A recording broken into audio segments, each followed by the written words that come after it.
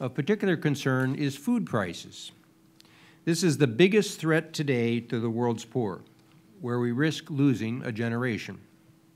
We are one shock away from a full-blown crisis. The financial crisis taught us that prevention is better than cure. We cannot afford to forget that lesson.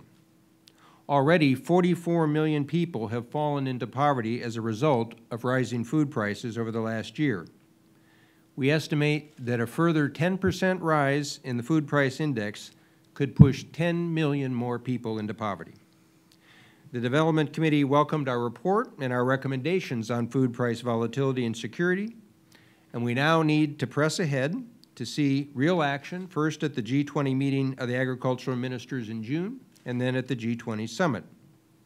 Some have questioned the value of the G20. The best antidote to skepticism is action. We received strong endorsement from the Development Committee meeting of the bank's directions. This consists of targeting the poor and the vulnerable, creating opportunities for growth, promoting global collective action, strengthening governance, and managing risk and preparing for crises. We reviewed progress to achieving the MDGs. The good news is that we will achieve halving global poverty and are making substantial progress on gender parity in primary and secondary education, completion of primary education, access to safe drinking water, and overcoming extreme poverty and hunger. The bad news is that we will likely miss targets on child and maternal mortality, access to sanitation, and that no conflict-affected country has yet to attain even one of the Millennium Development Goals. Think about it. Not one Millennium Development Goal. We are 3 years away from the 2015 goal, and it's going to be hard to paint that as a success story unless we make more progress on fragile states. The Middle East and North Africa is uppermost in everyone's mind. We got strong support from shareholders on the bank's approach for leaning forward, but also recognizing that policy will be as important as money. We must act now. Waiting for the situation to stabilize will mean lost opportunities.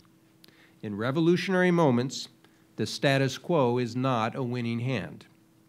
Our strategy that was endorsed included supporting reforming governments with focus on transparency, accountability, and governance, short-term job creation connected to long-term job investment, targeted safety nets, signals that reinforce the private sector, trade to improve exports and strengthen investment, social accountability and engaging civil society, and cooperation with the IMF and the regional and Islamic and Arab banks and funds will be key.